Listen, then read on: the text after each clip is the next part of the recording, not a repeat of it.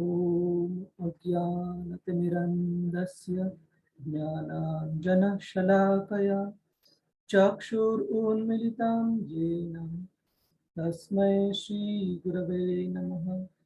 नमः ॐ विष्णुपदाय कृष्णप्रेष्ठाय भूतले श्रीमते भक्तिवेदान्त स्वामी इति नामिने। नमस्ते सरस्वते देवी गौरवाणी प्रचारिणी निर्विशेषा शून्यवादी पाश्चात्य देश तारिणी। जय श्री कृष्ण चैतन्य प्रभु नित्यानंद श्री अद्वैता गदाधर श्रीवास आदि गौर भक्त वृंद। हरे कृष्णा कृष्णा कृष्णा हरे हरे, हरे राम राम राम हरे हरे। हरे कृष्णा। तो हम आज की चर्चा सत्र की शुरुआत प्रश्नोत्तर जाने से पहले, कल हम जब सेशन एंड कर रहे थे तो काफी सारे भक्तों की क्वेरीज, काफी सारे भक्तों के प्रश्न थे। 24 एलिमेंट्स जो 24 घटक है इस भौतिक निर्मिति के, भौतिक निर्माण के, जिसमें कि अपना शरीर, इस भौतिक जगत में जो भी कोई चीज है, जो भी कोई एंटिटी है, के जीवात्मा के अलावा जो शरीर जो भी बनता है वो किस चीजों से बनता है, ये यहाँ पर दिए गए 24 एलिमेंट्स ऑफ मटेरियल नेचर। तो आप एक बार इसको जस्ट क्विकली रिकैप कर सकते हैं। तो 5 जो ग्रॉस ग्रॉस का मतलब है जो स्थूल घटक है वो है अर्थ, वाटर, फायर, एयर, ईथर। पृथ्वी, जल, वायु, अग्नि, आकाश, ये 5 ग्रॉस एलिमेंट्स जो स्थूल घटक है। 5 जो है, हम यहाँ से शुरू, हाँ, 5 सेंस ऑब्जेक्ट्स मतलब 5 ज्ञानेंद्रिय, वो है, सॉरी ये 5 नॉलेज है, दीज आर द 5, ये 5 ज्ञानेंद्रिय है। कान, त्वचा, आंखें, जीवा और नाक, ये है ज्ञानेंद्रिय। और उसी प्रकार से है 5 कर्मेंद्रिय। तो कर्मेंद्रिय जो हमारे हाथ, पाँव, आवाज, आवाज या कई कई जगह इसको आप माउथ मतलब मुंह भी आप मेंशन किया हुआ देख सकते हो। रिप्रोडक्टिव ऑर्गन्स मतलब जो प्रजनन के इंद्रिय है वो। और इवैक्यूएटिंग ऑर्गन मतलब जो उत्सर्जन के जो इंद्रिय है वो। और जो इंद्रियों के जो 5 अलग अलग विषय हैं, 5 सेंस ऑब्जेक्ट्स, वो है आवाज, स्पर्श, साइट मतलब दृश्य, रुचि टेस्ट, और बस स्मेल, ये 5 सेंस ऑब्जेक्ट्स हैं। और सूक्ष्म शरीर जिन घटकों से बनता है वो सूक्ष्म शरीर के 3 घटक हैं, मन, बुद्धि, अहंकार, mind, intelligence and false ego. और तो 5 + 5 + 5 + 5 20, 20 हो गए। 20 और 3 23, और 24वां 24th है प्रधान। प्रधान मतलब unmanifest 3 modes of material nature, या कहीं पे इसको आत्मा भी बताया गया है ना। तो ये है 24 एलिमेंट, 24 घटक जो कि इस भौतिक निर्माण के घटक है। तो अभी हम प्रश्नोत्तर के लिए आगे बढ़ते हैं। हरे कृष्ण।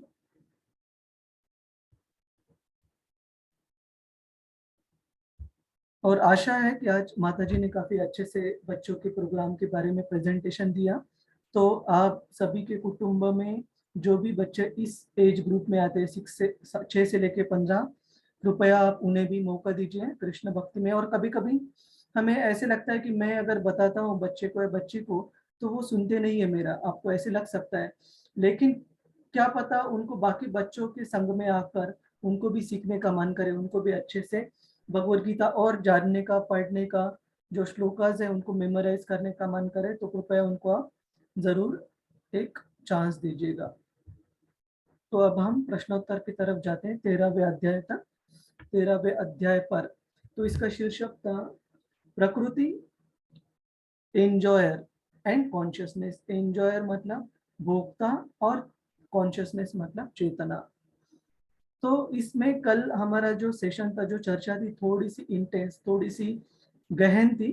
तो काफी सारे डिटेल्स हमने चर्चा की और मैंने कुछ कुछ स्लाइड्स के ऊपर आपको स्पेसिफिकली ये कहा था कि आप घर जाके एक बार उसे मतलब आराम से रिवाइज कीजिएगा, और कुछ अगर समझता नहीं है तो हम फिर से चर्चा कर सकते हैं, क्योंकि इतने सारे डिटेल्स उसमें थे कि सारे एक एक मिनट हमें चर्चा करना थोड़ा सा दिक्कत था, थोड़ा सा मुश्किल था समय में। हरे कृष्ण। धन्यवाद मधुरा माता जी।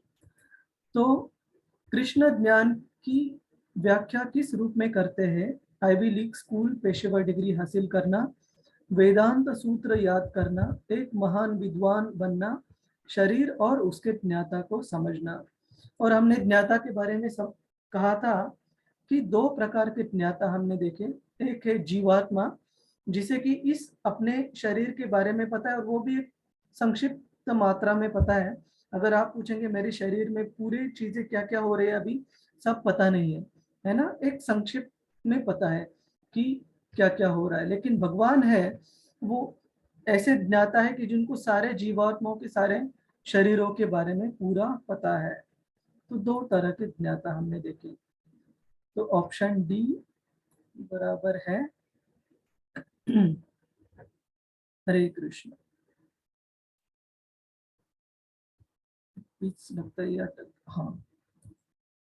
गतिविधि के क्षेत्र में कितने समुच्चय है?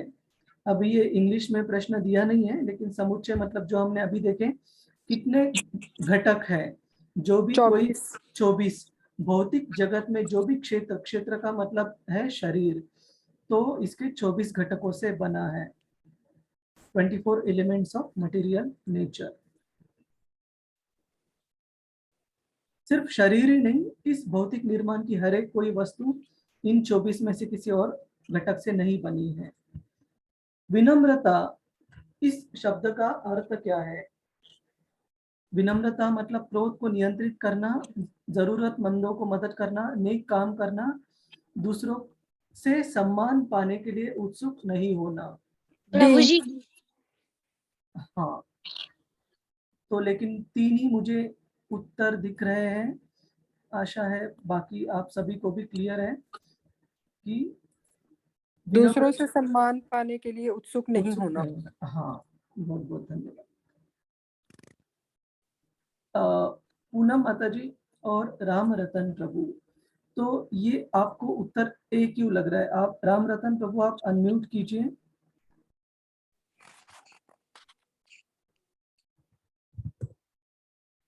हरे कृष्णा प्रभु जी, अनम्यूट कर सकते हैं आप, बता सकते हैं आपको ए क्यों लगा आंसर, उत्तर?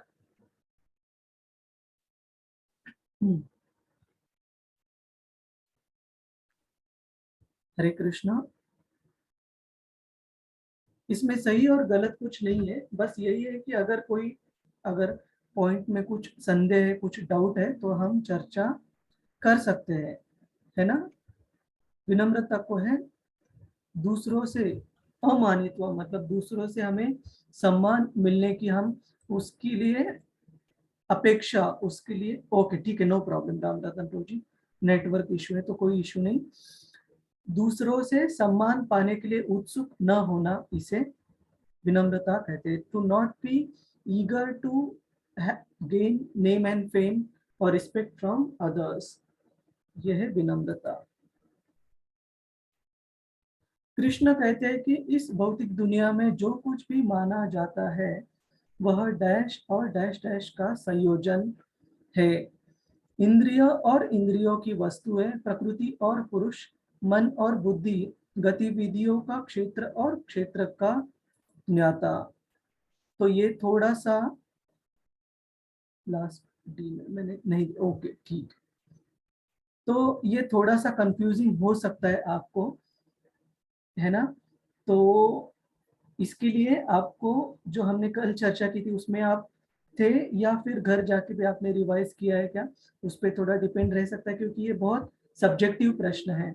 सब्जेक्टिव मतलब उसको अगर हमने याद किया है, सुना है एक दो बार, या फिर आपने पढ़ा है एक दो बार, तो ही ये समझ आएगा। इस भौतिक दुनिया में जो कुछ भी माना जाता है, वह हमने देखा था कि क्षेत्र मतलब ये शरीर, और क्षेत्रज्ञ जो शरीर को जानने वाला है, आत्मा, उनका संयोजन है। और इंद्रियों की वस्तु प्रकृति और पुरुष। तो प्रकृति और पुरुष गलत नहीं है कि भौतिक प्रकृति और भगवान कृष्ण जो कि सही में पुरुष है, उनके द्वारा ही भौतिक दुनिया की निर्मिति, मतलब इन जीवों की निर्मिति होती है। लेकिन यहाँ कहा गया है कि इस भौतिक दुनिया के बीच में जो भी चीजें उत्पन्न होती है, वो गतिविधियों से होती है। और गतिविधियां किन में? जो क्षेत्र है, मतलब ये शरीर है, और जो क्षेत्र के ज्ञाता जो कि है आत्मा और परमात्मा। परमात्मा सारे क्षेत्र के ज्ञाता है, और आत्मा हमारे अकेले शरीर के ज्ञाता है, वो भी छोटी मात्रा में ज्ञाता है। तो कंफ्यूज मत होइए, अगर मतलब गलत भी हुआ तो निराश होने की जरूरत नहीं। आप एक बार स्लाइड्स दे सकते हैं या फिर अध्याय भी पढ़ सकते हैं भगवत गीता में से।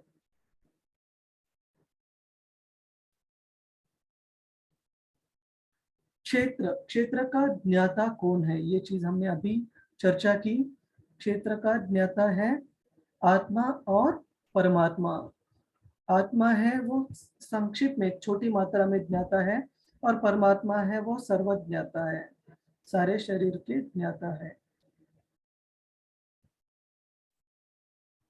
भौतिक प्रकृति और जीवों को अनादि समझा जाता है। तो पदार्थ के रूपांतर मतलब चेंजेस होना, ट्रांसफॉर्मेशन। पदार्थ के रूपांतर और गुणों को प्रकट होने का क्या कारण है? ये भी प्रश्न थोड़ा सा टेक्निकल है, तो मैं आपको बोल रहा हूँ कि गलत आया तो भी आप बिल्कुल परेशान मत होइएगा। एक बार स्लाइड देखिए, एक बार अध्याय देखिएगा, उसके बाद भी अगर समझ में नहीं आता है तो हम जरूर चर्चा करेंगे, कोई प्रॉब्लम नहीं। तो भौतिक प्रकृति और जीवों को अनादि, अनादि का मतलब है जिसकी कोई शुरुआत नहीं है। तो पदार्थ के रूपांतर और गुणों को प्रकट होने का क्या कारण है? जीव वैज्ञानिक द्वारा किए गए शोध वे भौतिक प्रकृति के उत्पाद मतलब उत्पादन, एंड ग्लोबल वार्मिंग दर्शन। तो इसमें ऑप्शंस काफी इजी बनाए हैं उन्होंने। तो इसका उत्तर है ऑप्शन सी। तो आप सभी को बिल्कुल कंफ्यूजिंग नहीं लगा तो बहुत अच्छा है। अनिरुद्ध प्रभु जी, आपको क्लियर है कि भौतिक प्रकृति और जीव अगर अनादि है तो पदार्थ क्यों बदलते हैं? क्योंकि वो भौतिक प्रकृति से उत्पादित हुए हैं, तो इसलिए वो they are subject to the changes. इसीलिए उनमें हमेशा परिवर्तन होता रहता है, बदलते रहते हैं। जैसे ऐसे कहा गया है शास्त्र में कि हमारा शरीर जो है, उसकी वो शरीर हर सेकंड यहाँ पर अनेक नई पेशियां बनती हैं और पुरानी पेशियां क्षय होती है। तो ऐसे कहा जाता है कि हर 7 साल बाद हमारा जो शरीर है वो 7 साल पहले का शरीर है नहीं। मतलब सारी पेशियां थ्रू आउट हमारे जो शरीर में सारी पेशियां है, सब चेंज हो जाती है 7 सालों में, वन आफ्टर अनदर। इसका मतलब हम जो भी आज है वो 19 जनवरी 2015 में वो शरीर बिल्कुल नहीं था। वो शरीर एकदम बदल गया है, हर एक पेशी बदल जाती है। तो ये बदलाव जो है, ये ट्रांसफॉर्मेशन जो है, ये भौतिक प्रकृति के उत्पाद में देखा जाता है। और जो आध्यात्मिक, हरे कृष्णा, जो आध्यात्मिक एंटिटी, जो आध्यात्मिक घटक है जीवात्मा, वो कभी परिवर्तन नहीं होता। तो हम बचपन में जो आत्मा थे वही आज भी है। और इसीलिए आप कभी कभी देखोगे कि कभी कभी कुछ वृद्ध लोगों के भी जो उनके लगाव रहते, जो उनकी लाइकिंग लाइकिंग मतलब जो चीजें उनको अच्छी लगती है, कुछ कुछ काफी बार बच्चों जैसे भी होता है। क्यों? क्योंकि बूढ़ा तो सिर्फ शरीर हुआ है, आत्मा कभी बूढ़ा नहीं होता। तो काफी बार आदमी के विचार जो रहते हैं वो उनके शरीर के हिसाब से भी काफी बार नहीं रहते हैं, क्योंकि शरीर ही सिर्फ बदलता है। कृष्ण भावनामृत में विज्ञान को समझने में गंभीर व्यक्ति के लिए सबसे आवश्यक तत्व कौन सा है? एक वास्तविक आध्यात्मिक गुरु का स्वीकार करना, मंदिर में निवास करना, जीवन के संन्यास आदेश को स्वीकारना, या फिर भौतिक कर्तव्य को अस्वीकार करना। तो ये ऑप्शंस काफी स्ट्रेट फॉरवर्ड है। इसका उत्तर है ऑप्शन ए, एक वास्तविक आध्यात्मिक गुरु को स्वीकारना। इसके बारे में शास्त्रों में कहा गया है, सविज्ञानार्थम सगुरु एव अभिगच्छेत। अगर विज्ञान और ज्ञान में फर्क है, ज्ञान का मतलब है जो नॉलेज, मतलब ज्ञान जो सामान्य ज्ञान है, विज्ञान का मतलब है रियलाइज नॉलेज। रियलाइज मतलब जो हमने खुद समझा है। जैसे एक उदाहरण देता हूं मैं आपको कि छोटे बच्चों को काफी बार हम बताते हैं कि आग को हाथ मत लगाना, हाथ जल सकता है, काफी गर्म रहता है। तो काफी बार बच्चे सुनकर समझ लेते हैं, लेकिन काफी बार बच्चे उसे ट्राई करना चाहते हैं। क्यों ट्राई करना चाहते हैं? कि उनको ज्ञान तो है, माता पिता से प्राप्त हुआ, लेकिन वो ज्ञान अभी तक रियलाइज मतलब उन्होंने ठीक से समझा नहीं है, जाना नहीं है। तो वो जाने, जब व्यक्ति ज्ञान को समझता है अच्छी तरह, तो वो ज्ञान को हम रियलाइज नॉलेज या विज्ञान उसे कहते हैं। तो इस जीवन के अंतिम लक्ष्य को समझने के लिए, इस जीवन की परिपूर्णता को हासिल करने के लिए शास्त्र में बताया गया है कि जिसे भी अपना जीवन वास्तविक रूप से समझना है और जीना है, उस व्यक्ति ने आध्यात्मिक गुरु को जरूर ढूंढना चाहिए और अपने जीवन में उनकी जो शिक्षाएं है उसे उतरना चाहिए। तो उत्तर है ऑप्शन ए। तो उसी को खिलाई, तू नहीं खा रही है? हरे कृष्णा। तो करने देना। हरे कृष्णा आनंद प्रभु, जस्ट फॉर योर इंफॉर्मेशन, एक आज बहुत सुंदर आज प्रेजेंटेशन हुआ बच्चों के ऊपर, और मैं इसका लिंक अपने ग्रुप में भी शेयर करूंगा। आपने इस पर प्रश्न पूछा था कल, ठीक है? तो मैंने आपके नाम ढूंढा था शुरू में, तो आप शायद शुरू में नहीं थे, तो आप वो ग्रुप में से ले सकते हैं बच्चों के भगवद गीता क्लास के लिए प्रभु जी, ठीक है? हरे कृष्ण। तो हम आगे बढ़ते हैं। गतिविधि के क्षेत्र के बारे में जानने के लिए अर्जुन कृष्ण को व्यक्त करते हैं। ये हिंदी में तो थोड़ा मुझे समझने में, गतिविधि के क्षेत्र के बारे में जानने के लिए अर्जुन कृष्ण को उनका जो भी प्रश्न व्यक्त करते हैं, गतिविधि के क्षेत्र के बारे में कृष्ण ने क्या कहा? कृष्ण ने क्या कहा? क्षेत्र के बारे में जानने के लिए अर्जुन कृष्ण को अपना जो प्रश्न है वो व्यक्त करते। कृष्ण ने इस क्षेत्र के बारे में क्या कहा? वो मुख्य भूमि है, घास का मैदान है, तन है या वन है? तो ये इसका उत्तर है शरीर, मतलब तन। शरीर को कृष्ण एक क्षेत्र के बारे में कहते हैं, और आत्मा को क्षेत्रज्ञ, क्षेत्र के बारे में जिसको पता है, ज्ञान है, वो आत्मा है। आत्मा या फिर परमात्मा, दोनों। अहिंसा का अर्थ क्या है? ये भी हमने कल चर्चा की थी। अहिंसा का मतलब ये नहीं कि सिर्फ किसी और को हानि नहीं पहुंचाना, उनके शरीर को हानि नहीं पहुंचाना। अहिंसा का मतलब है कि किसी को मन में भी उसको किसी कारण अपने बर्ताव के हिसाब से उनको जो चिंता है वो नहीं होनी चाहिए। किसी को भी एंजाइटी, चिंता अपने बर्ताव के वजह से नहीं होने देना, किसी को भी कष्ट में नहीं डालना, और कृष्ण भावनामृत का प्रचार करना। ये भी हमने चर्चा की थी कि अगर हम हमारे जो डिपेंडेंट्स, हमारे जो सदस्य है, हमारे बाल बच्चे, जो भी व्यक्ति अपनी कुटुंब की हमारे ऊपर डिपेंडेंट है, या हम उन पे कुछ उनको बता सकते हैं अच्छा, उनको अगर हम कृष्ण भावना के लिए प्रेरित नहीं करते, कम से कम प्रयास करना बहुत जरूरी है। उन्होंने स्वीकार करना है, न स्वीकार करना है, ये उनके ऊपर है। लेकिन हम अगर प्रयास नहीं करते तो हम हिंसा कर रहे हैं, अपने बच्चों के ऊपर भी हिंसा कर रहे हैं, और अपने जो पहचान में जो व्यक्ति है उनके ऊपर भी हिंसा करें। क्यों? क्योंकि हम उनको उनका जीवन परिपूर्ण करने का जो मौका है उसके बारे में नहीं बता रहे हैं। तो वो भी एक तरीके से हिंसा है। और शरीर के हिंसा में शरीर को हानि पहुंचती है, शरीर, लेकिन शरीर भौतिक है है ना, तो दूसरा शरीर मिल सकता है। लेकिन आत्मा के इस सारे जर्नी, इस सारे जीवन में अगर हम आत्मा को उनके इटर्नल फादर, उनके हमेशा के जो पिताजी है भगवान कृष्ण, उनकी तरफ जाने की दृष्टि, उनकी तरफ जाने की पद्धति अगर नहीं बताते, तो ये शरीर को हानि पहुंचाने से भी बड़ी हानि है। तो हमने बिल्कुल बताना चाहिए, जो भी हमारे पहचान के और जो भी हम समझते कि वो स्वीकार करेंगे, शायद 50-50 भी चांस है, तो भी हमने जरूर उनको बताना चाहिए, नहीं तो वो हिंसा हो जाएगी।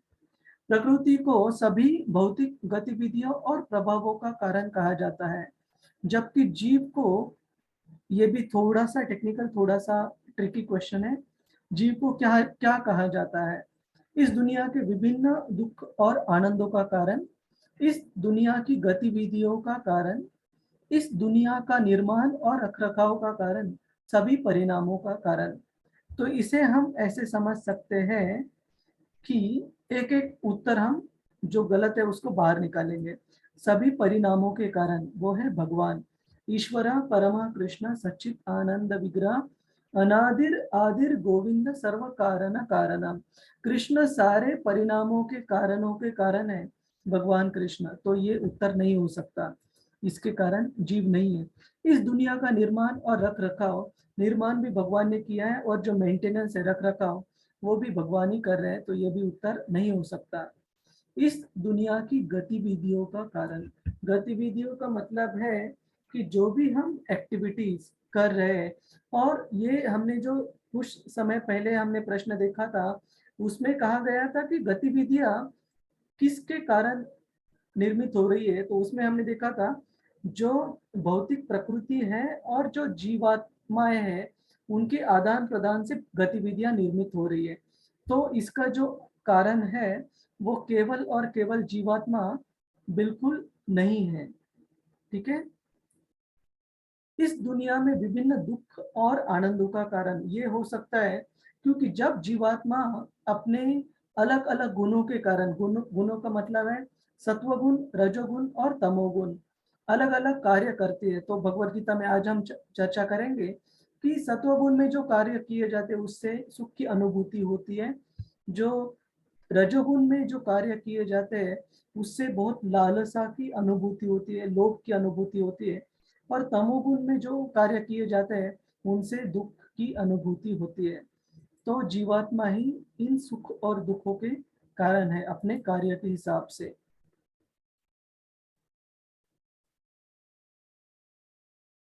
और इसी तरह हमारा ये प्रश्नोत्तर 13वें अध्याय का खत्म हुआ। लेकिन आप एक बार मेरी विनती है, घर पे भी एक बार आराम से इसे देखिए, क्योंकि थोड़ा सा टेक्निकल, थोड़ा सा इंटेंस डिस्कशन है, गहन चर्चा है। तो शायद अगर कोई चीज समझती नहीं है, हम फिर से एक बार दोबारा इसे कवर करेंगे। तो आज के स्लाइड्स के ऊपर हम अभी आगे बढ़ते हैं।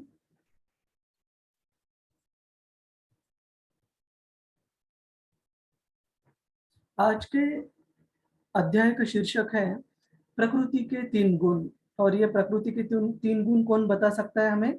अभी हमने चर्चा की थी, सत्गुण, सत्गुण, रजगुण, तमोगुण। तमोगुण। हाँ, और सत्वगुण का मतलब? रश्मि माता जी बोलिए। सात्विकता। सब कुछ शुद्ध सात्विक और सब कुछ शुद्ध, सब प्योर, कुछ शुद्ध, हाँ। और डिवाइन। रजोगुण का मतलब? और रजोगुण का हाँ। मतलब ये कि जो हम किसी फायदे के लिए जो कर्म करते हैं वो सब कर्म रजोगुण कहलाते हैं, जिससे हमें सकाम कर्म जो भी है वो सारा रजोगुण में आता है। बहुत अच्छा, सकाम कर्म, ये सबसे सही शब्द है। यस। और तमोगुण? तमोगुण में तो अहंकार और जो जितने भी गलत काम, पाप कृत्य जितने भी हैं वो सब तमोगुण में आते हैं। हाँ, दूसरों को हानि पहुंचाना। वैसे तो रजोगुण में भी करते, लेकिन हाँ तमोगुण में बहुत ज्यादा। और तमोगुण में जो उसके हम गुण देखेंगे, आलसी व्यक्ति होना, हाँ जी, और नींद में होना, कुछ भी करने का मन नहीं करना, ये सारे निष्क्रियता, निष्क्रियता, ये सारे तमोगुण के लक्षण है। हरे कृष्ण, आरती माता जी, करेक्ट। तो हम आगे बढ़ते हैं। श्री भगवान उवाच परं भूयः प्रवक्ष्यामि ज्ञानानां ज्ञानम् उत्तमं यज्ञात्वा मुनयः सर्वे परां सिद्धिमितो गतः। भगवान ने कहा, अब मैं तुमसे तुमसे मतलब अर्जुन से समस्त ज्ञानों में जो सर्वश्रेष्ठ इस परम ज्ञान को पुनः कहूंगा, जिसे जान लेने पर समस्त मुनियों ने परम सिद्धि प्राप्त की है। तो भगवान ऐसे ज्ञान को अर्जुन को अभी सिखा रहे हैं, जिस ज्ञान को समझकर जो जीवात्माएं हैं इस भौतिक जगत से खुद को कैसे बाहर निकालना है, इस भौतिक जगत से कैसे मुक्त होना है, वो समझ सकता है। और कृष्ण कह रहे हैं कि इस ज्ञान को, इस विज्ञान को जानकर काफी सारे मुनि गणों ने भी अपना अपना जीवन जो है वो परिपूर्ण किया है, भगवत धाम को प्राप्त किया है। इस ज्ञान में स्थिर होकर मनुष्य मेरी जैसी दिव्य प्रकृति स्वभाव को प्राप्त कर सकता है, मतलब भगवत धाम जा सकते हैं हम। इस प्रकार स्थित हो जाने पर वह न तो सृष्टि के समय उत्पन्न होता है, न प्रलय के समय विचलित विचलित मतलब मेरे ख्याल से ये प्रलय के समय उनका क्षय होता है या फिर विचलित भी होता है। इसका मतलब है इस तीन गुणों को, प्रकृति के तीन गुणों को अच्छी तरह से जो जानते हैं वो भगवत धाम जाएंगे, और जब इस भौतिक जगत का निर्माण होगा तब उन्हें इस भौतिक जगत में आने की जरूरत नहीं है, और प्रलय के समय भी वो उनको डरने की, विचलित होने की जरूरत नहीं है। तो ये श्रील प्रभुपाद द्वारा जो सारांश है वो हमारा मिस हुआ, वो एक बार हम देखेंगे। 13वें अध्याय में यह स्पष्ट बताया है कि प्रकृति के गुणों की संगति के फलस्वरूप ही इस भौतिक जगत में सारे जीव इस भौतिक जगत में बद्ध है, तीन गुणों से लेकर सत्वगुण, रजोगुण और तमोगुण। इस अध्याय में भगवान स्वयं बताते हैं कि वे प्रकृति के गुण कौन कौन से हैं, वे किस प्रकार क्रिया करते हैं, किस प्रकार जीव को इस भौतिक जगत में बांधते हैं, और किस प्रकार इस भौतिक जगत से मोक्ष प्रदान करने में भी वो, अगर हमें उनके बारे में जाने तो हम मोक्ष प्राप्त कर सकते हैं। इस अध्याय में जिस ज्ञान का प्रकाश दिया गया है उसे अन्य पूर्व अध्यायों में दिए गए ज्ञान से श्रेष्ठ बताया गया है।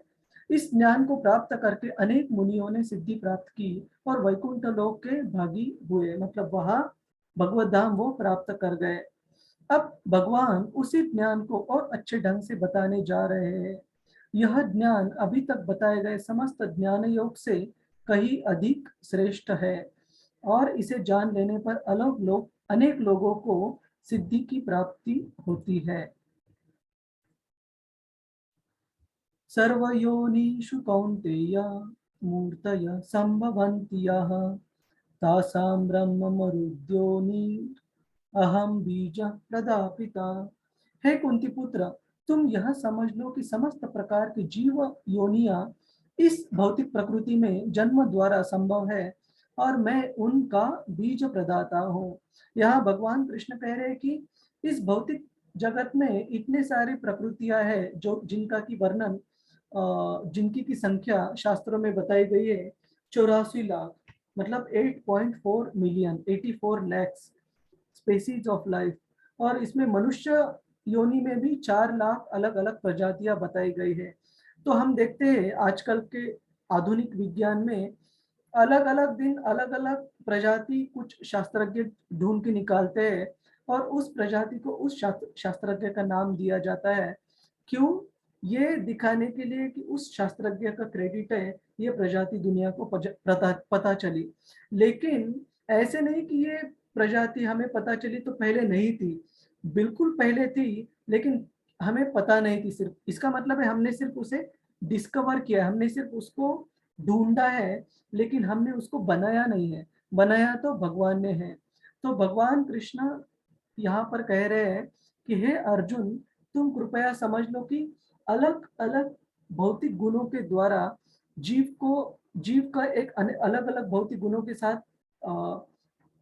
आदान प्रदान या संबंध आने के बाद उसे एक प्रकार का शरीर मिलता है। जैसे मैं आपको उदाहरण के तौर पर बताऊं कि पेड़ का जो शरीर रहता है, पेड़ पौधे का जो शरीर रहता है, उसे मूड ऑफ इग्नोरेंस तमोगुण में कहा जाता है। क्यों तमोगुण में कहा जाता है?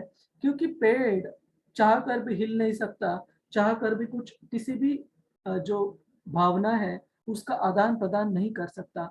उसको बस एक जगह पर खड़े रहना है दिन रात हर एक क्षण, जब तक उस पेड़ की शरीर में से उस जीवात्मा को आगे शरण नहीं प्राप्त होती, आगे के जन्म में, उच्च जन्म में जन्म नहीं प्राप्त होता। उसी तरह एक मूड ऑफ पैशन, एक रजोगुण में जो प्राणी आता है उसका उदाहरण दिया जाता है जैसे बंदर, मंकी, क्योंकि वो हमेशा चंचल रहता है और काफी सारे जो रजोगुण की जो प्रवृत्तियां रहती है, इंक्लूडिंग जो समागम करने की उनकी जो प्रवृत्ति रहती है बंदरों की, वो बहुत ज्यादा रहती है किसी भी बाकी प्राणियों के कंपैरिजन में। तो ये सारे रजोगुण के स्वभाव है, तो उसे रजोगुण का प्रतीक बताया जाता है। या फिर सत्वगुण का प्रतीक है, जैसे जैसे राजहंस है ना? राजहंस को कभी आप गंदे पानी में वगैरह तैरते हुए नहीं देखोगे। जैसे कौवा है फॉर एग्जांपल, वो कभी भी आपको गार्बेज कैन के ऊपर जहाँ कचरा बहुत सारा पड़ा है वहाँ कौवे आपको जमा होते हुए दिखेंगे। लेकिन जो राजहंस है उस तरह के जो जो प्राणी है वो कभी भी गलत ऐसी गंदी जगह पर उनका ध्यान आकर्षित नहीं होता।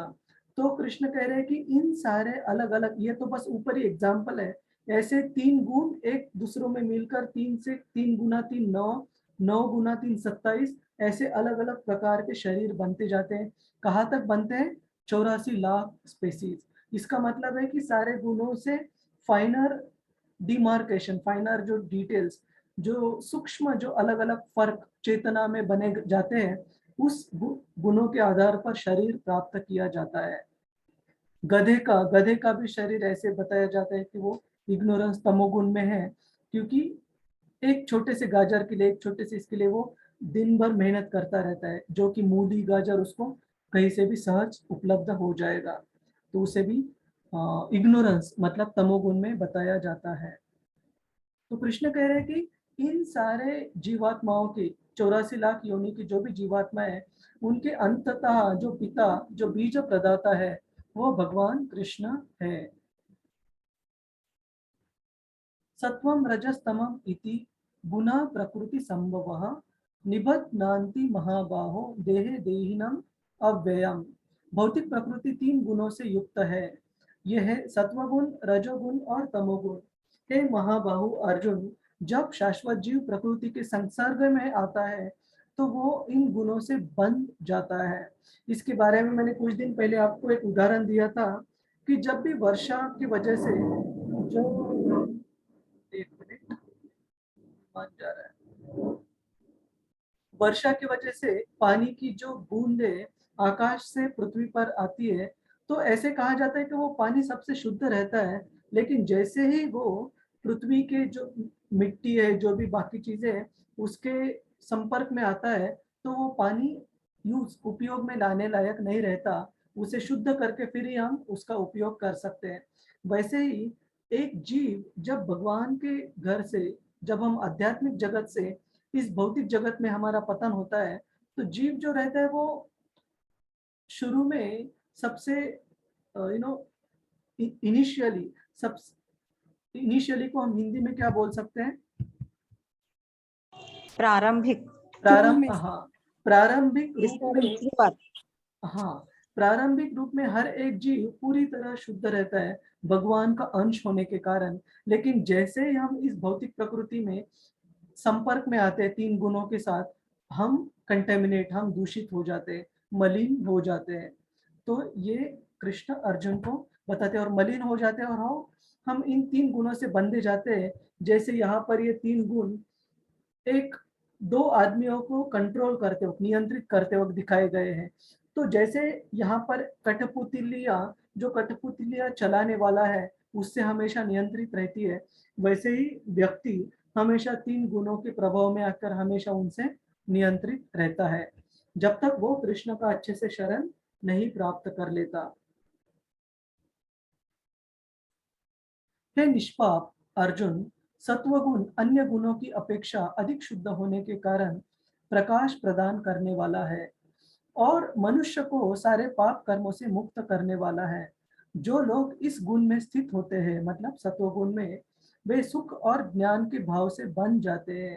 तो सत्वगुण का जो नतीजा रहता है वो है सुख और ज्ञान की प्राप्ति।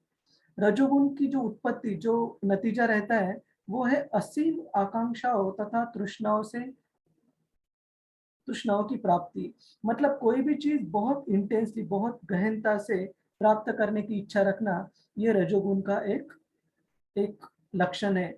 जिसका मतलब है कि समझो भगवान के इच्छा से, भगवान की दया से हमारे जीवन में सब कुछ है, लेकिन फिर भी हम ऐसी चीज हमारे जीवन में चाहते हैं जो कि सहज तरीके से उपलब्ध नहीं है और उस चीज का भक्ति से भी कोई लेना देना नहीं है, लेकिन हमारा जो मन होता है उस चीज में ऐसे अटक जाता है हुक की तरह।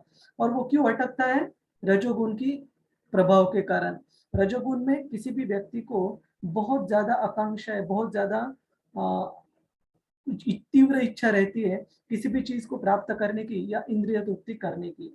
ये रजोगुण का उदाहरण है, लक्षण है। और तमोगुण का उदाहरण है मोड ऑफ इग्नोरेंस। उसमें उन्माद रहता है। उन्माद मतलब आदमी पागल हो जाना।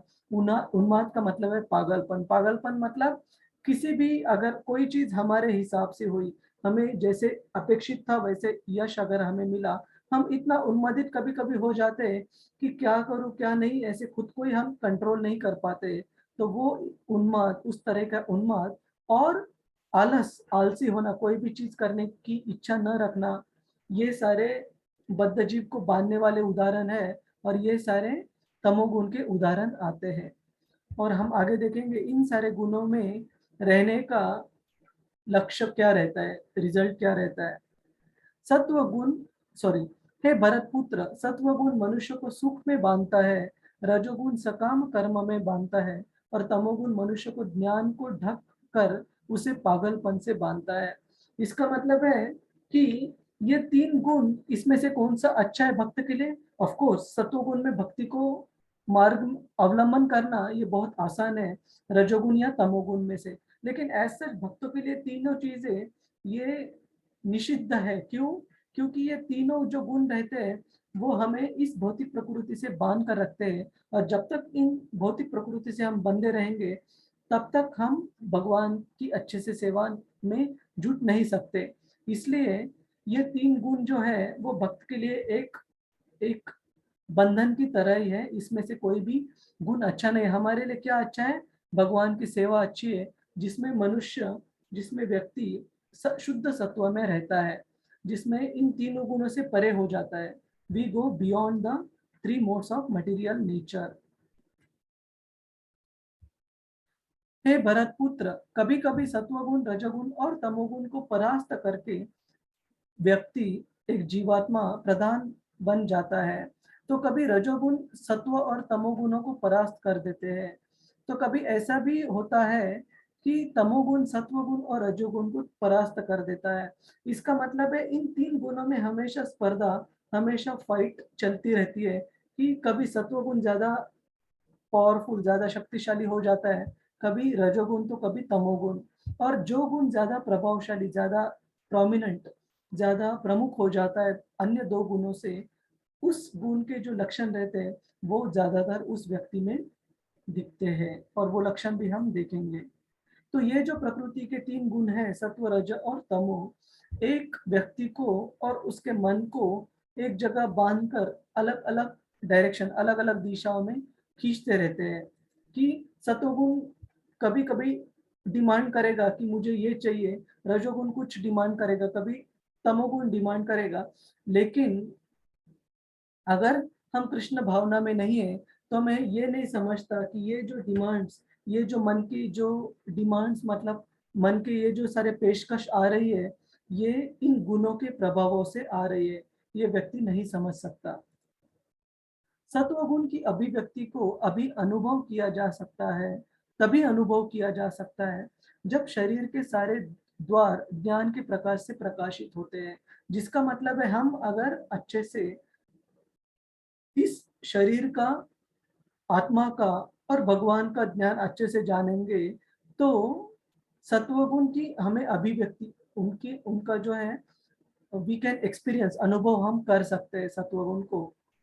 सत्वगुण की अभिव्यक्ति तभी अनुभव किया जा सकता है जब शरीर के सारे द्वार ज्ञान के प्रकाश से, जब हम इन तीनों गुणों के बारे में जानेंगे। और ये जो आत्मा, शरीर और भगवान का जो ज्ञान है वो जब तक हमें प्राप्त हो जाएगा तब हम सत्वगुण की अभिव्यक्ति कर सकते हैं। हे भरतवंशियों में प्रमुख अर्जुन, जब रजोगुण अधिक होता है, प्रोमिनेंट मतलब प्रमुख हो जाता है सत्वगुण और तमोगुणों से, तो व्यक्ति को अत्यधिक आसक्ति होती है। सकाम कर्म मतलब कोई भी चीज बहुत ज्यादा कैसे भी जैसे तैसे बेग बोरो और स्टील वो प्राप्त करने की इच्छा निर्माण होती है। और अनियंत्रित इच्छाएं, लालसाएं ये प्रकट होती है। ये रजोगुण के लक्षण हैं। और तमोगुण के लक्षण मतलब आलस, जड़ता। जड़ता मतलब इनर्शिया, जड़ता मतलब कुछ भी चीज करने का मन न करे, मतलब आराम से जैसे बैठना है वैसे ही कुछ भी आदमी आलसी हो जाना, कोई भी काम करने की इच्छा ना होना, ये जड़ता का प्रतीक है।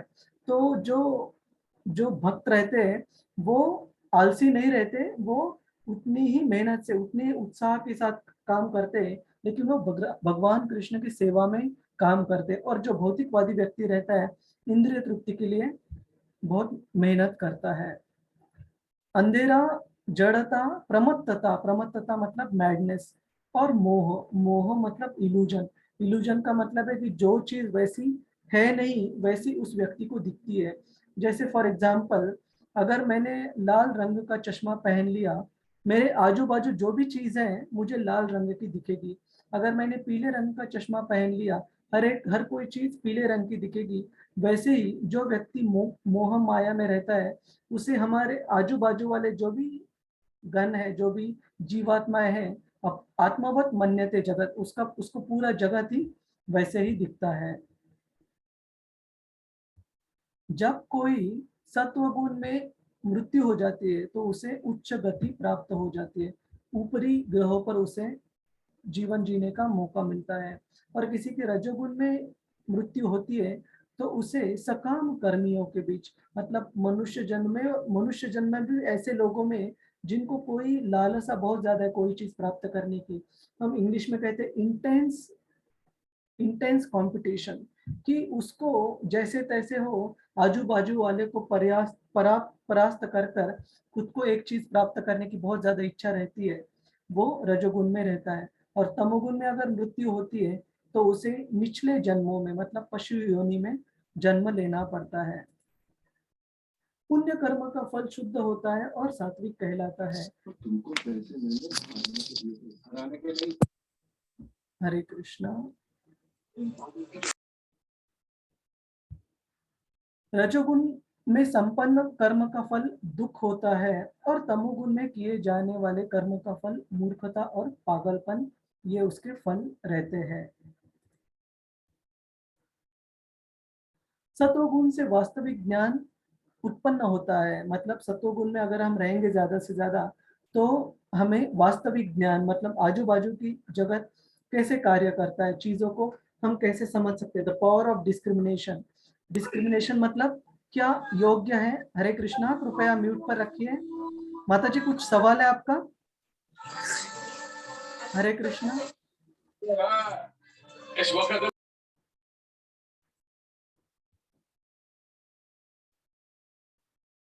सत्वगुण से वास्तविक ज्ञान प्राप्त होता है, रजोगुण से लोभ उत्पन्न होता है और तमोगुण से अज्ञान, प्रमाद और मोह उत्पन्न होता है। और सत्वगुणी व्यक्ति, जैसे हमने थोड़ी देर पहले देखा, उसका मृत्यु अगर सत्वगुण में हो जाता है तो वो व्यक्ति उच्च लोकों को प्राप्त कर लेता है। जैसे जनलोक, तपोलोक, महरलोक, ब्रह्मलोक, ये सारे ऊंचे लोक हैं। और उसका भी हम चार्ट आज देखेंगे। ऊपरी जो हमारे ग्रह है पृथ्वी के, और जो नीचे के ग्रह है और पृथ्वी, सब मिलाकर जो 14 प्लैनेट 14 प्लैनेटरी सिस्टम्स, जो 14 ग्रहों की जो श्रृंखला है वो हम देखेंगे। स्वर्गलोक, मर्त्यलोक और पापलोक, जो पाताल लोक वगैरह आते हैं उसमें। सतोगुणी व्यक्ति उच्च लोकों पर जाता है, रजोगुणी इसी पृथ्वी पर रहता है, और जो तमोगुणी व्यक्ति रहता है उसकी जो गति प्राप्ति होती है वो नीचे की लोकों में प्राप्त होती है।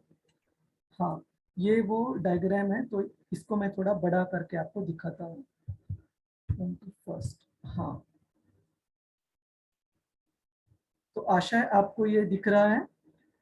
तो इसको हम थोड़ा सा बाजू में करते हैं।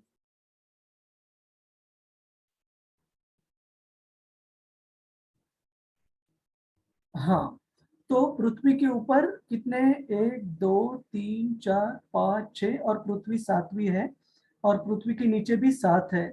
तो 6 + 1 + 7 टोटल मिला के 6, 1 और 7 मिला के 14, 14 प्लैनेटरी सिस्टम्स जो है, उसमें से जो पृथ्वी लोक है, भूलोक, वो सबसे बीच में आता है। और अगर कोई तमोगुण में रहेगा तो उसको नीचे के जो जो प्लैनेटरी सिस्टम से वहां पर जन्म मिलेगा। कोई सत्व गुण में रहेगा तो उसको जो उच्च प्लैनेटरी सिस्टम, जो स्वर्गलोक है, महरलोक, जनलोक, तपलोक और ब्रह्मा जी का प्लैनेट है सत्यलोक, तो उसमें उसको जन्म प्राप्त होगा जो मोड ऑफ गुडनेस में रहेगा 1 by 1। और जो रजोगुण में रहेगा वो इधर ही रहेगा भौतिक प्रकृति में। और सारे जो रजोगुण के बाकी सकाम कर्म करने वाले लोग हैं उसमें उसका जन्म होगा।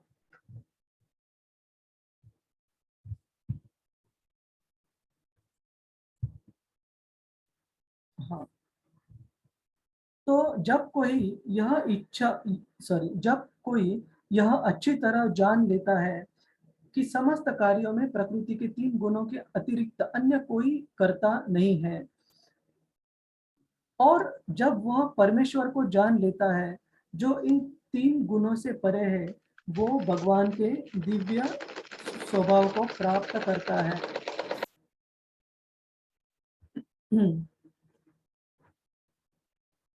मतलब इस जगत में जो भी कार्य किसी भी व्यक्ति से होते हैं, उन्हें ये 3 प्रकार के गुण प्रभावित करते हैं। उसके एक्सेप्शन, उसके अपवाद हैं जो शुद्ध भक्त है। शुद्ध भक्त जो रहते हैं वो उनके कार्य इन 3 गुणों से हमेशा परे रहते हैं। लेकिन शुद्ध भक्त के नीचे जो भी कोई बाकी लोग हैं, इंक्लूडिंग आप, मैं, हमें अभी तक शुद्धता पूरी तरह प्राप्त नहीं हुई है, तो हमारे कार्य 3 गुणों में ही रहते हैं। जब देहधारी जीव भौतिक शरीर से संबंधित इस 3 गुणों को लांघने में समर्थ होता है, तो वह जन्म, मृत्यु, जरा, व्याधि, इन सारे चीजों से मुक्तता प्राप्त करता है, मुक्त होता है, और इसी जीवन में अमृत का भोग कर सकता है। अमृत का भोग मतलब शाश्वत जीवन को प्राप्त कर सकता है। इसी जीवन में उसको मुक्ति प्राप्त हो सकती है। जैसे यहाँ पर एक भक्त का उदाहरण के तौर पर फोटो दिखाया है। अर्जुन ने पूछा, हे भगवान, जो इन 3 गुणों से परे है वह किन लक्षणों द्वारा जाने जाते हैं? मतलब जो शुद्ध भक्त है, इन 3 गुणों से भी परे है, उनका आचरण कैसे रहता है, उनके गुण कैसे रहते हैं, और वह प्रकृति के गुणों को किस प्रकार लांघते हैं? लांघना मतलब उसको पार कर पाना। इन 3 गुणों को वो लांघ कर किस तरह इनके परे हो जाते हैं भगवान की सेवा में खुद को अर्पण करने के लिए। तो यहाँ पर जैसे उदाहरण के तौर पर दिया गया है नारद मुनि का उदाहरण, तो भगवान इस चीज में कहते हैं कि जो शुद्ध भक्त रहते हैं वो इन 3 गुणों को कैसे लांघ पाते हैं, उनको कैसे क्रॉस कर पाते हैं।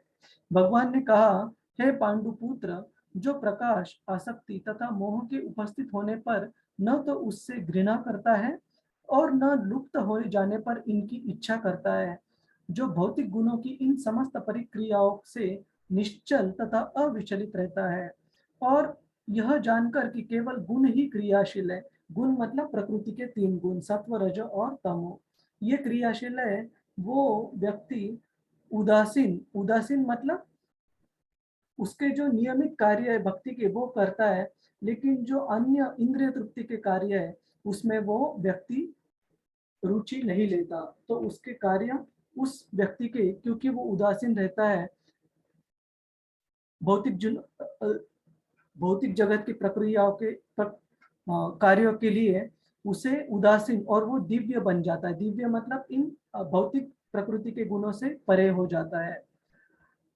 जो अपने आप में स्थित है और सुख तथा दुख को एक समान दृष्टि से मानता है। यह भी फिर से एक बार वो गुण आया जो हमने 12वें अध्याय में सीखा, जहां पर हमने चर्चा की थी कि सुख और दुख इस भौतिक प्रकृति में एक साइनूसाइडल वेव मतलब ऊपर और नीचे, क्रेस्ट और ट्रफ उसके आते रहते हैं। और इस साइनूसाइडल वेव में से भक्त को चाहिए कि एक शॉक एब्सॉर्बर की तरह रहे, मतलब सुख आए तो बहुत ज्यादा हमने प्रमाद नहीं करना चाहिए, उन्मत्त नहीं होना चाहिए, और दुख आए तो बहुत ज्यादा डिप्रेस्ड, बहुत ज्यादा दुख में नहीं जाना चाहिए, बैलेंस्ड रहना चाहिए। जो सुख और दुख को एक समान मानता है, जो मिट्टी के ढेले और पत्थर एवं स्वर्ण के टुकड़ों को समान दृष्टि से देखता है, जो अनुकूल प्रतिकूल परिस्थिति में समान बनकर रहता है, और जो धीर है, धीर का मतलब है जो धैर्य रखता हो, जो पेशेंट है, और प्रशंसा तथा बुराई, मान तथा अपमान में समान भावना, समभाव रखता है, जो शत्रु तथा मित्र के साथ समान व्यवहार करता है, और जिसे सारी भौतिक कार्यों का परित्याग जिसने किया है, ऐसे व्यक्ति को प्रकृति के 3 गुणों से वो परे हो सकता है। जो समस्त परिस्थितियों में अविचलित भाव से पूर्ण भक्ति में प्रवृत्त होता है, वह तुरंत ही प्रकृति के गुणों को लांघ जाता है और इस प्रकार ब्रह्म के स्तर को पहुंच जाता है। तो भगवान कृष्ण यहाँ ब्लैक एंड व्हाइट एकदम क्लियर विजन बता रहे, क्लियर उपाय बता रहे हैं कि इन 3 गुणों को अगर हमें लांघ जाना है, परे जाना है इनके, तो हमेशा हमें भगवान के भक्ति में खुद को जुड़ना पड़ेगा, भक्तिमय कार्यों में हमें जुड़ना पड़ेगा, वही व्यक्ति इन गुणों को परे जा सकता है। एक श्लोक आता है, प्रकृति दैवी एष गुणमयी मम माया दुरत्यया माम एवं प्रपद्यन्ते मायाम एताम तरन्ति ते, कि ये जो माया प्रकृति है, 3 प्रकृति के नियमों के साथ, उसे लांघ कर जाना बहुत बहुत मुश्किल है किसी भी जीव के लिए। लेकिन भगवान कृष्ण कहते हैं कि जो भी मेरी शरण में, भगवान की शरण में आएगा, वो इन गुणों को आसानी से लांघ सकता है, परे जा सकता है। और मैं ही उस निराकार ब्रह्म का आश्रय हूँ, जो अमर्त्य, अविनाशी तथा शाश्वत है और चरम सुख का स्वाभाविक पद है।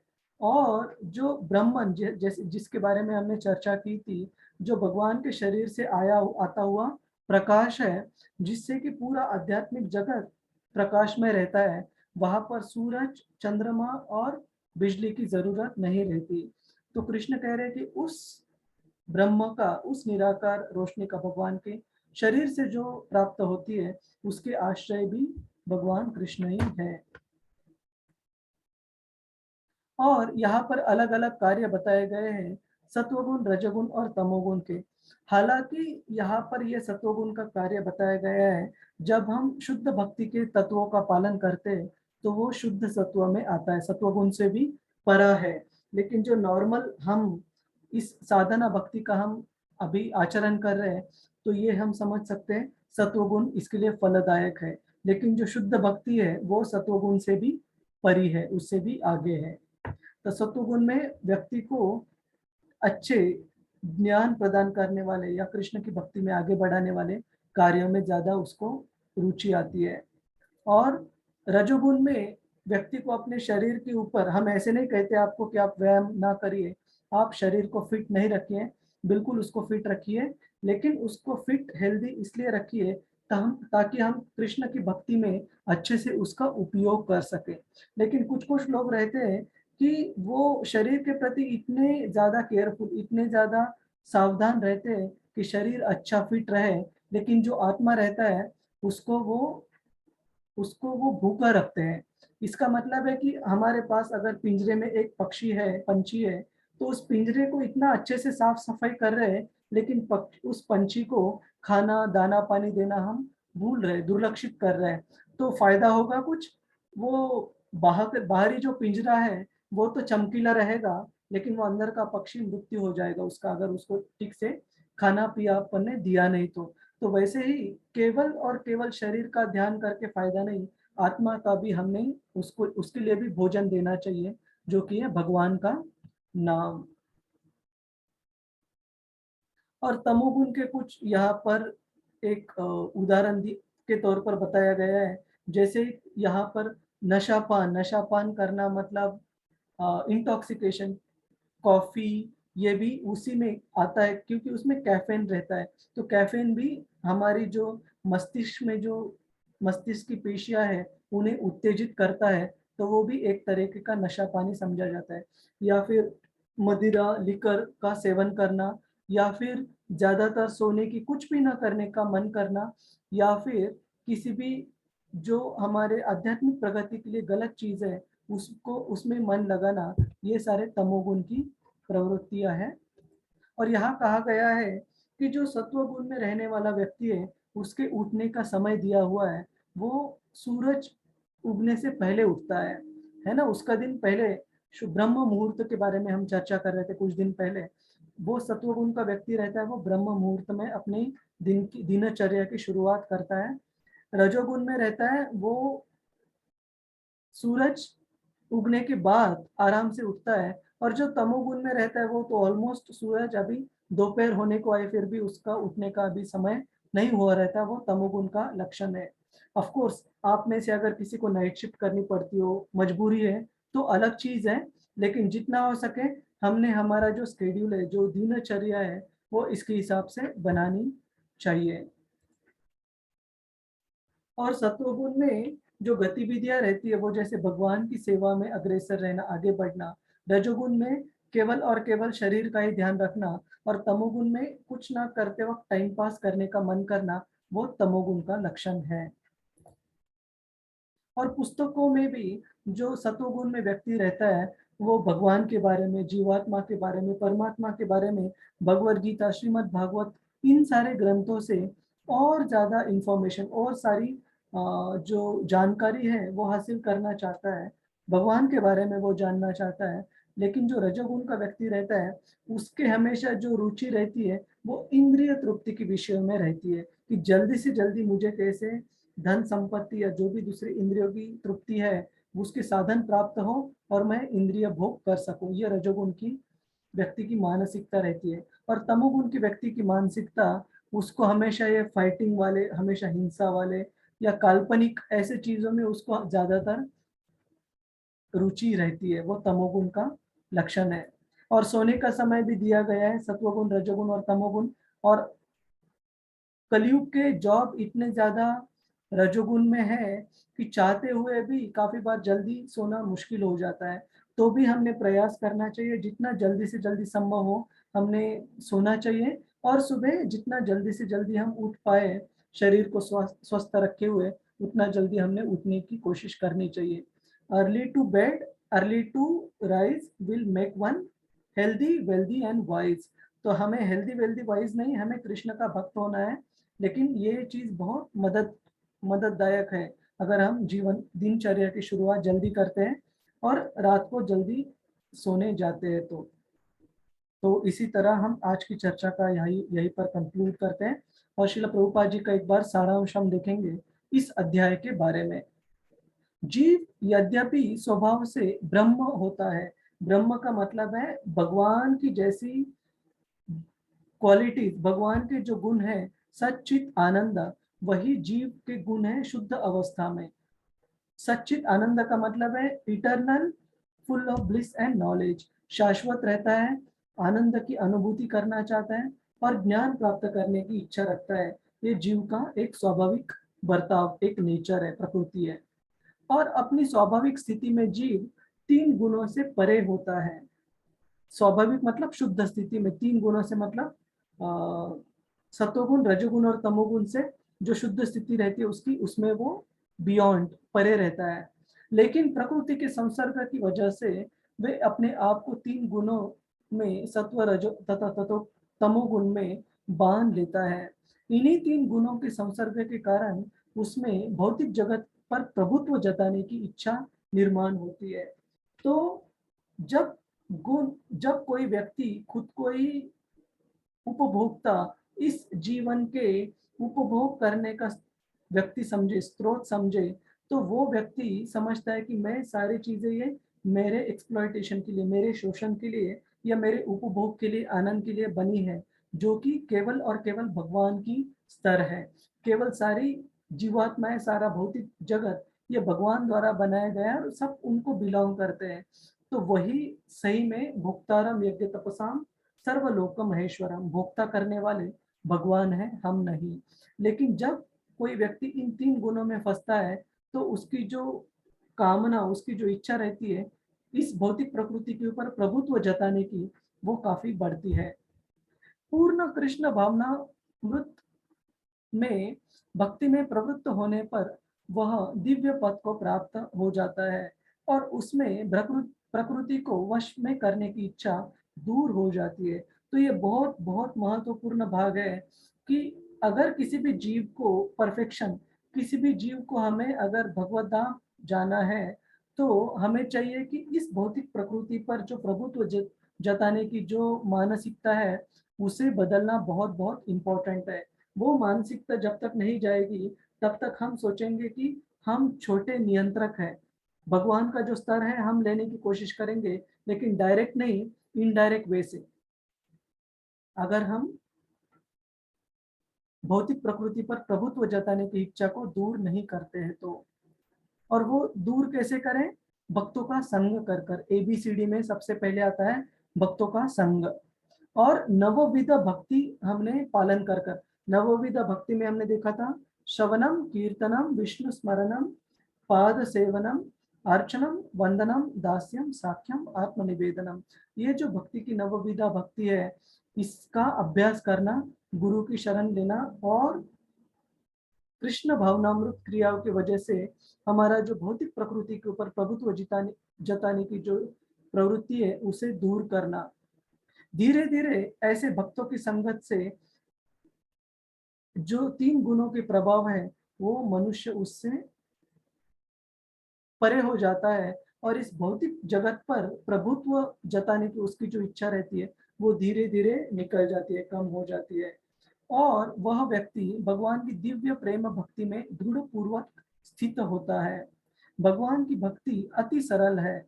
मनुष्य को चाहिए कि भगवान की सेवा में लगे, श्री विग्रहों को अर्पित भोजन का उच्छिष्ट खाए, भगवान के चरण कमलों पर चढ़ाए गए पुष्पों की सुगंध ले, भगवान के लीला स्थलों का दर्शन करें, भगवान के विभिन्न कार्यकलापों और उनके भक्तों के साथ प्रेम विनिमय के बारे में पढ़ें। सदा हरे कृष्णा कृष्णा कृष्णा हरे हरे, हरे राम राम राम हरे हरे, इस महामंत्र का जप करें, अभ्यास करें, समझें। तो इसी के साथ साथ ये जो 14वां अध्याय प्रकृति के 3 नियम, इसके बारे में हमने हमारी चर्चा कंक्लूड की।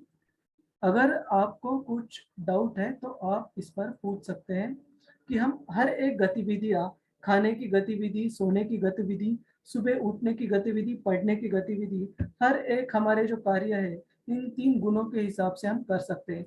बच्चों को संभालते वक्त भी हम 3 गुणों के हिसाब से संभाल सकते हैं कि जब सत्वगुण ज्यादा अच्छा रहेगा तब आप बड़े प्यार से समझाओगे बच्चे को, गलती भी हो गई तो भी प्यार से समझा के उसको प्यार से प्रोत्साहित करने की कोशिश करोगे।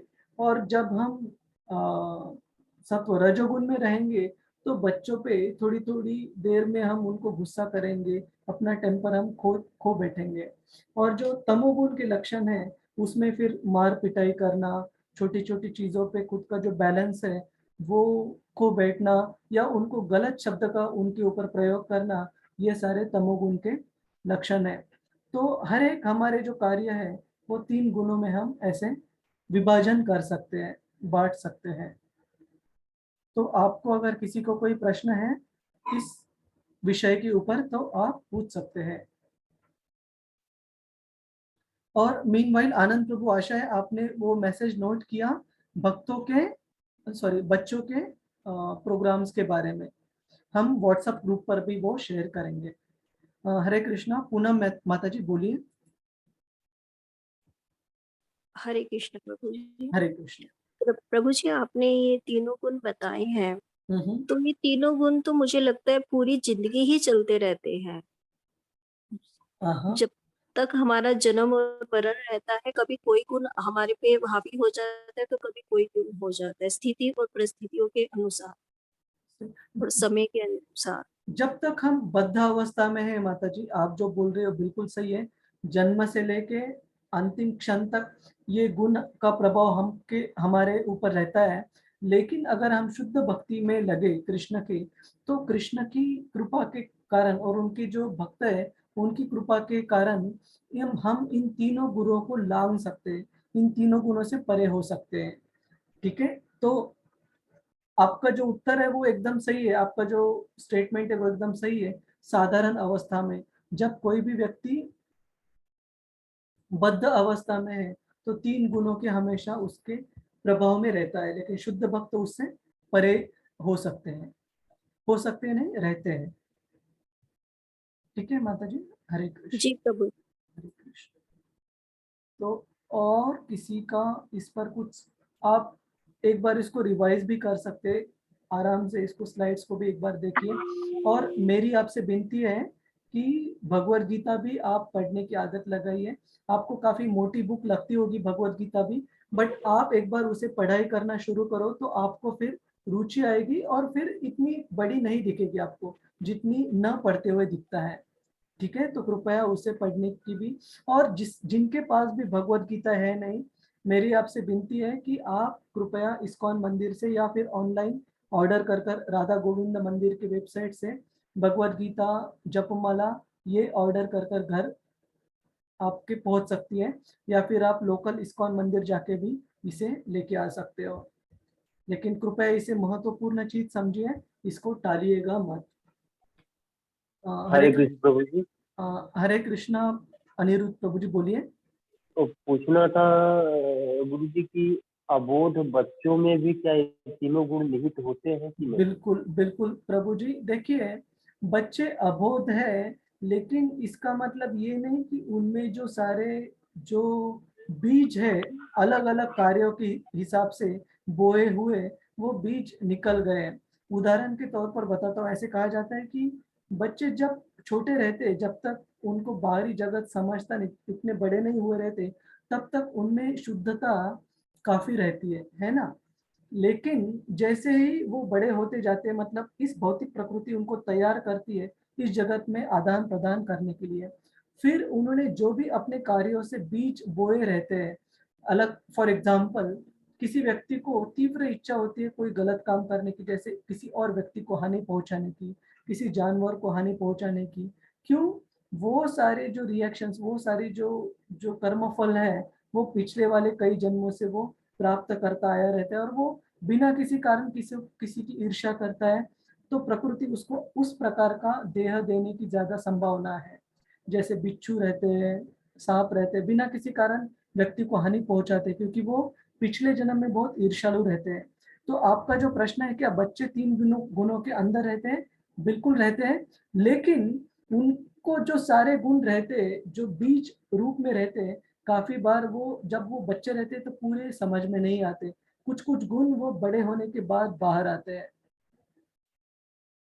जैसे आप कभी कभी देखोगे कि बच्चा बचपन में माता पिता का सब कुछ सुन रहा है, ओबीडियंट है, लेकिन जैसे ही वो टीनेजर हो जाता है, युवा अवस्था में आ जाता है, माता पिता को भी काफी मुश्किल हो जाता है उसको मैनेज करना, कंट्रोल करना। क्यों?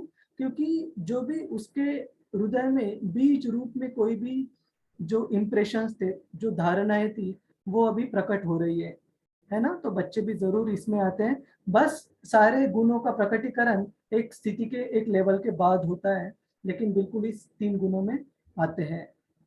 तो हरे कृष्ण प्रभु जी। आशा माता जी आप अनम्यूट कीजिए। आशा रावल माता जी। है प्रभु जी, जय श्री कृष्ण। हरे कृष्ण, जय कृष्ण कृष्ण। बोलिए प्रभु जी, ये जैसे हम अभी हमारा 13वां अध्याय 10 अध्याय चल रहा था और हम करते हैं, बीच में अगर रोकना पड़ता है तो दोबारा से फिर करना पड़ता है उसको? नहीं, मैं आप एक बार YouTube वीडियो का भी हम लिंक दे रहे हैं, वहां जाकर आप देख सकती हैं, पूरा आपको वीडियो उस सेशन का देखने को मिलेगा माता जी। और उसके बाद आप ये स्लाइड्स भी पढ़ने की, समझने की कोशिश कीजिए, और सबसे महत्वपूर्ण है भगवद गीता भी पढ़ने की आदत लगानी चाहिए। तो ये 2-3 चीजों को मिलाकर आप रिवाइज कर सकते हैं माता जी। ठीक है। ठीक, क्योंकि हमारा पिछला हुआ नहीं और बीच में अगर हम जैसे आज 13वां अध्याय करना था हाँ, तो थोड़ा करते हैं सा तो वो लेता ही नहीं है, वो लिंक नहीं मिस लेता। हो जाता है। हाँ, लेकिन आप वो वीडियो एक बार देख लीजिए तो आपको लिंक क्लियर हो जाएगा। ठीक है, ठीक है, फिर आप वो व्हाट्सएप पे डाल देंगे तो ठीक व्हाट्सएप पे। रहेगा। हाँ, आज मेरा भूल गया, आज मैंने नहीं डाला। 13वां और 14वां मैं साथ में डालता हूँ। ठीक है। अच्छा, और ये अभी आप कहाँ से करा रहे हैं आजकल? अभी आप कहाँ पे वैसे बोल हाँ, रहे हैं? मैं मेरे कुटुंब के साथ, फैमिली के साथ सिंगापुर में हूँ माता जी, मेरे नौकरी के लिए, मेरे जॉब के लिए। और वैसे मैं ओरिजिनली मूलतः पुणे से हूँ, पुणे महाराष्ट्र से। ठीक है। ठीक हरे है, हरे जय श्री कृष्ण। कृष्ण। हम मैं बॉम्बे से असल में बोल रही हूँ, अच्छा, हरे तो मेरे कृष्ण। को थोड़ा, हाँ जी, जय श्री कृष्ण, हरे कृष्ण। हरे कृष्ण। तो दीपा केसवानी माता जी, आप अनम्यूट कीजिए। हरे कृष्णा प्रभु जी। हरे कृष्ण। हाँ, मेरे पास ये भागवत गीता है, मैं हाँ रोज पढ़ती हूँ, हाँ पर अगर सवेरे अगर टाइम नहीं होता है तो शाम को मैं पढ़ सकती हूँ। हाँ माता जी, आप जब भी शाम। समय निकाल पाए तब पढ़ सकते हैं। और ये भगवत गीता जो आपके पास कॉपी है वो यथारूप है, भगवत गीता हाँ यथारूप। हाँ, फिर हाँ, अच्छा, ठीक है। मैं शाम को पढ़ सकते हैं ना। हाँ माता जी। और ये भागवत कुरान है, वो भी नया किताब आया है मेरा हाँ, अभी, तो उसको भागवत भागवत कुरान वो काफी बड़ा है। हाँ, तो ये भगवत गीता का अगला जो हम्म, पार्ट है वो भागवत है माता जी। भगवत गीता ये ग्रेजुएट स्टडी श्रील प्रभुपाद बताते हैं, हमारे संस्थापक आचार्य। और श्रीमद् भागवत में पोस्ट ग्रेजुएट स्टडी है भक्ति की। ठीक है, तो अच्छा। अभी हम भगवत गीता कवर कर रहे हैं। ये जब अच्छे से समझेंगे, श्रीमद् भागवत भी, उसके लिए भी कोर्सेस है। ठीक है। हाँ, हरे ठीक है। कृष्ण। हरे कृष्ण।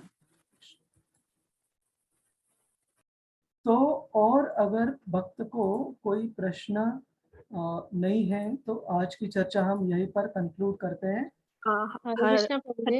हरे कृष्णा माता जी, बोलिए।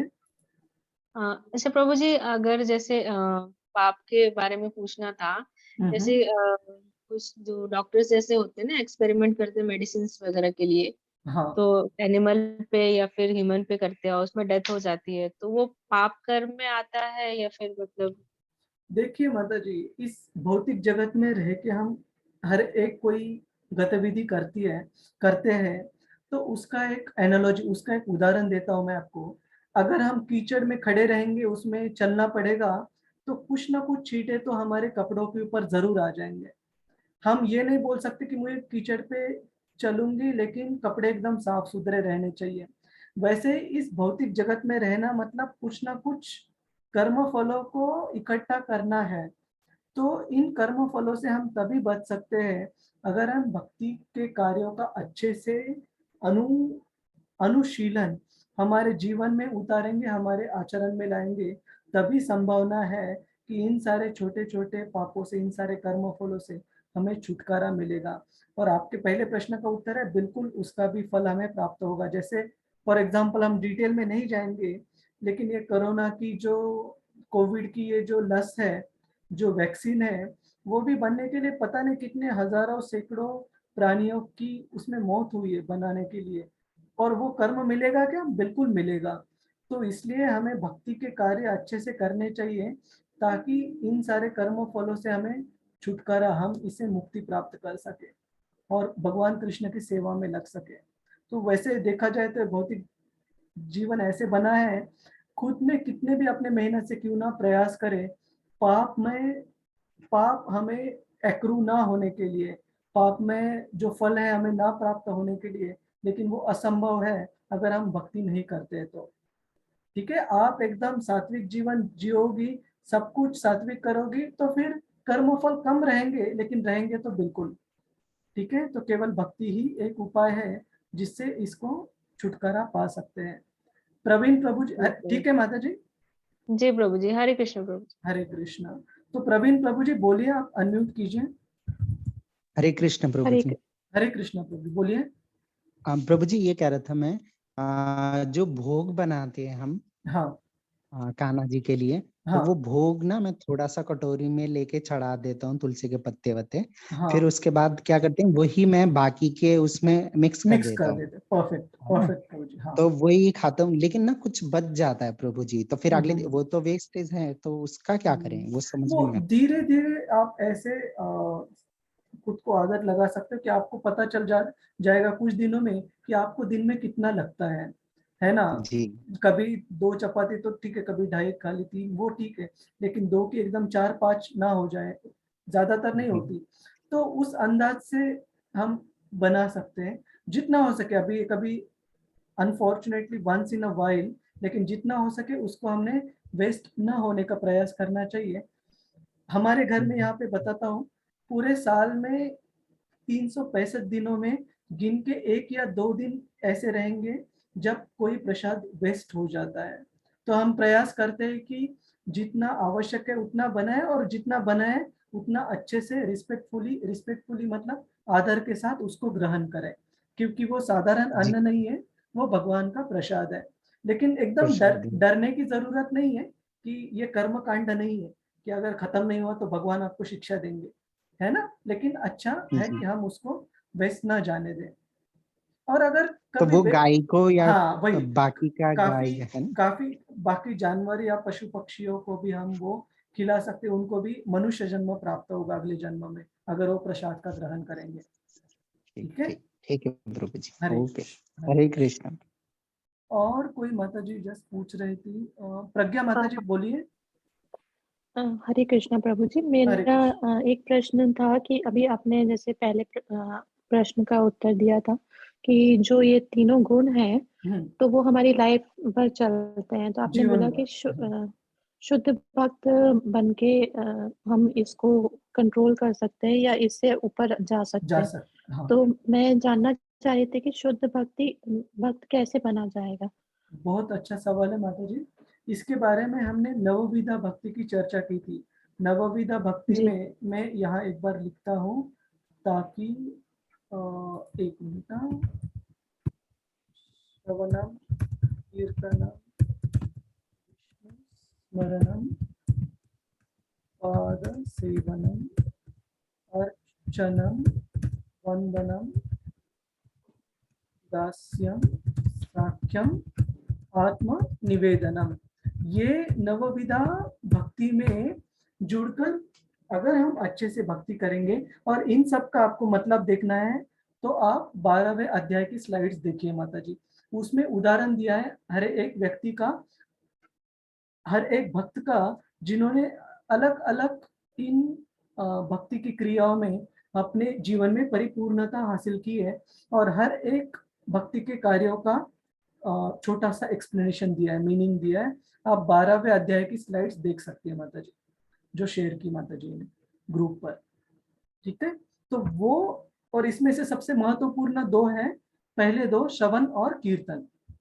ठीक है, उस पर आप ज्यादा जोर दीजिए। और मेरे ख्याल से अभी सारे भक्तों का जिन्होंने भी हाथ, हरे कृष्ण प्रभु हरे जी। कृष्णा माता जी बोलिए। हाँ, प्रभु जी, एक मुझे ये भी सवाल पूछना था जो अभी आपने थोड़ी देर पहले भी बताया था। हाँ लेकिन कई बार जैसे होता है कि मच्छर बहुत ज्यादा आते हैं तो हम मच्छर मार हाँ, देते मारते हैं हैं, सही बात और कॉकरोच मार देते हैं। ठीक है, दिवाली की सफाई कर रहे हैं तो मकड़ी के जाले है। हटाते हैं, खेतों में कीटनाशक दवाइयां डाल रहे हैं। हम जबकि जानबूझ के ये काम करते हैं ताकि हमें डेंगू ना हो जाए, हमें कोई मलेरिया ना हो जाए। तो सही बात। क्या ये भी हमारे किस कर्म में आएगा और क्या ये पाप है? और चलते फिरते भी हमारे जाने अनजाने मतलब कि चलते फिरते चींटियां तो या क्या, कुछ भी की। यहाँ बैठे बैठे सांस लेते लेते हम कई सारे thousands of microbes we are killing just by breathing. सांस लेते वक्त भी हम हजारों जीव जंतुओं को मार रहे जाने अनजाने में। तो बिल्कुल नॉर्मल सिनेरियो में बिना भक्ति के ये कर्म सारे प्राप्त हो रहे हैं। इसका मतलब क्या कि भक्त बनने के बाद भी हम एकदम आगे पीछे कुछ ना देखे और इनको मारते रहें? केस बाय केस देखना पड़ेगा। जैसे कॉकरोच के बारे में, जितना हो सके हमने हमारा घर, आजू बाजू का परिसर स्वच्छ रखने की कोशिश करनी चाहिए, ताकि ये सारे पेस्ट मतलब ये सारे कीटक कम से कम मात्रा में रहे, है ना। 100% तो शायद आप अवॉइड नहीं कर पाएंगी, लेकिन जितना हो सके ये हिंसा अपने से कम हो।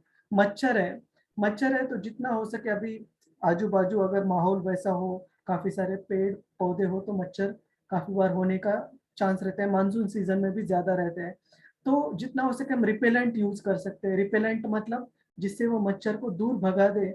लेकिन काफी बार मैं ये नहीं बोलता कि मैं भी उससे पूरा फ्री हूँ। काफी बार मच्छर कभी बैठा तो गलती से ऐसे हो जाता है और वो मच्छर मर जाता है। लेकिन हमने, भगवान के भक्त का मतलब है कि वो हमेशा काफी जागरूक रहता है कि मैं क्या कर रहा हूँ, मैं क्या बोल रहा हूँ, मैं कैसे बर्ताव कर रहा हूँ। तो हमने धीरे धीरे ये जागृति बढ़ानी चाहिए कि जितना हो सके वो हिंसा कम हो, और सिर्फ हिंसा कम करने में ही हमें ध्यान नहीं रखना है, भगवान की भक्ति और तीव्र हो। इन दोनों चीजों पे हमें ध्यान रखना है माता जी। तो कुछ चीजें हमारे डेफिनेटली आउट ऑफ कंट्रोल रहेगी, लेकिन जो चीजें हमारे कंट्रोल, हम बदल सकते हैं, उनको हमने जितना हो सके बदलने की कोशिश करनी चाहिए। मैं आपको उदाहरण के तौर पर एक उदाहरण देता हूँ। ये थोड़ा एक्सट्रीम उदाहरण है, लेकिन हम इस घर में रहने से पहले एक किराए का हमारा अपार्टमेंट था। तो वो अपार्टमेंट पहले वाले रहने वाले टेनेंट ने, ओनर ने ठीक से मेंटेन नहीं किया था, तो काफी गंदगी, मतलब वो साफ सुथरा करके लेने के बाद भी बहुत सारे कॉकरोचेस वगैरह थे, और मेरी वाइफ को बहुत गंदा लगता था कि वहाँ रहने को भी मुश्किल रहता था। लेकिन हमने मेहनत कर करके घर को स्वच्छ रखकर उसको इस तरह, मतलब ऐसे नहीं कि वो घर स्वच्छ करते वक्त कि कॉकरोच मारे नहीं गए, जरूर मारे गए शुरू में, लेकिन उसको वैसे ही नहीं रखा। मतलब पहले वाले व्यक्ति ने रखा है, इसका मतलब ऐसे नहीं कि हम भी वैसे ही रखेंगे, है ना। तो फिर भक्ति का मार्ग अवलंबन कर क्या फायदा। तो हमने धीरे धीरे प्रयास करना चाहिए कि ये जो कीटक है ये ऐसी जगह ज्यादा ज्यादा बढ़ते हैं जहाँ पर अस्वच्छता, गंदगी रहती है। तो हमने प्रयास करना चाहिए कि जितनी हो सके आजू बाजू का परिसर भी स्वच्छ होना चाहिए। भक्ति के लिए वो लाभदायक है। ठीक है माता जी। जी प्रभु जी, हाँ हरे जी, कृष्ण, धन्यवाद। हरे। तो अगर किसी का कुछ और प्रश्न नहीं है तो हम आज की चर्चा सत्र को यही कंक्लूड करते हैं। बहुत बहुत धन्यवाद आप सभी भक्तों का इसमें भाग लेने के लिए। हरे कृष्णा कृष्णा कृष्णा हरे हरे हरे, कृष्णा हरे राम हरे राम राम राम राम राम हरे राम हरे हरे। हरे हरे हरे हरे। हरे हरे कृष्ण, कृष्णा प्रभु हरे जी। कृष्णा हरे प्रभु कृष्ण, जी। हरे हरे कृष्ण प्रभु जी। हरे कृष्ण, हरे हरे कृष्ण प्रभु जी। हरे।